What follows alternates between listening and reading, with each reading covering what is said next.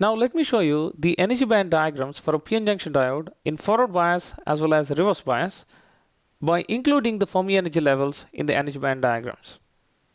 Just for reference, I'm showing you the energy band diagram for a PN junction under equilibrium, where the Fermi energy level would be constant throughout the PN junction, where this is EC and this is EV. And this would be the depletion region over which we have electric field present, as the bend of the energy band diagram indicates that there is electric field. As the energy bands are flat in this region and in this region, there won't be electric field there. And electric field would be directed from N side to P side in the depletion region. Now let's say we apply forward bias, where we are applying positive potential on P side and negative potential on N side. The electric field, because of the applied potential, would be in the opposite direction to that of the internal electric field. As a result, the built-in potential that we have under equilibrium, which was Q times VBI, would now decrease. So we can draw the energy band diagram based on this forward bias, where the minority carrier concentration distribution is shown here. This is how the energy band diagram would look like, where this is EC, this is EV, and we can see here the band bending region has decreased, indicating that the depletion width has decreased.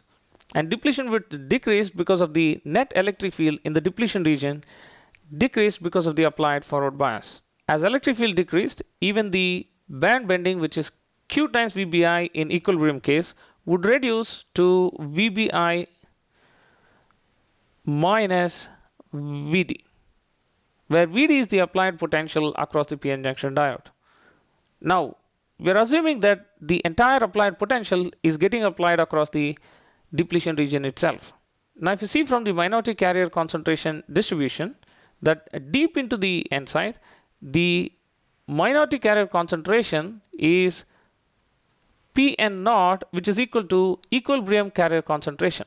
We can say deep into the N side, the carrier concentrations N times P would satisfy Ns square. Having said that, we can represent the Fermi energy levels in the energy band diagram as if it was in equilibrium. So I'm representing the Fermi energy level here. This is EFN. And similarly on P side, deep into the P side, the carrier concentrations would be equal to the thermal equilibrium concentrations. As a result, we can say the Fermi energy level can be represented as if it was in equilibrium. And this regions over which the carrier concentrations wouldn't satisfy the mass action law, because this is not in equilibrium, these regions are called quasi-neutral, because they're not exactly neutral, but they're not far away from neutral. We call them quasi-neutral. And if we observe that EFN to EFP, the difference would be equal to exactly Q times VD, because in equilibrium the Fermi energy level was constant throughout the PN junction.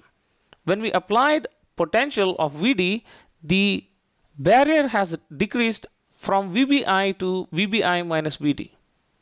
Now the Fermi energy level seems to have shifted, so the difference between them should be exactly equal to the applied potential times Q. Now let us look at minority carrier concentration distribution and energy band diagram for a reverse bias condition. This is how the minority carrier concentration and band diagram would look like. The yellow curve represents the hole concentration on N side. A red curve indicates the electron concentration on P side. The value of this would be NP0, which is thermal equilibrium electron concentration on P side. And this value would be Pn0, which is hole concentration under equilibrium in N side.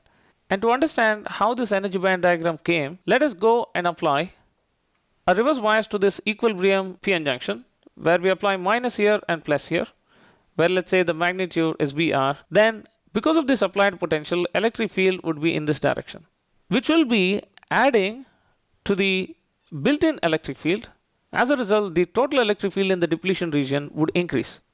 So the barrier potential would increase from QVBI to QVBI plus VR, which means this side of the energy band diagram would move down and this side of the energy band diagram would move up relatively.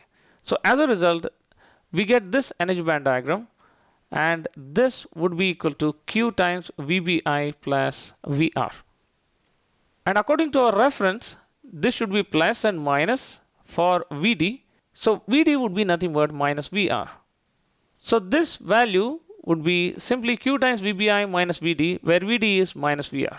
And it indicates the depletion width has increased compared to that of the equilibrium condition because the barrier potential has increased. And if you see the carrier concentrations, in the n side, it is equilibrium concentration.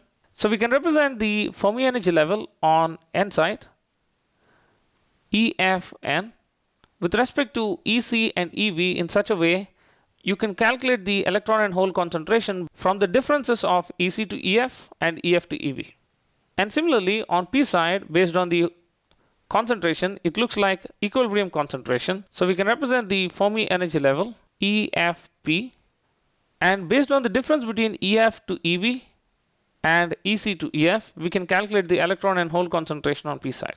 And if you look at the difference between these two values, the EFP to EFN, this would be equal to Q times the VR, the reverse voltage applied.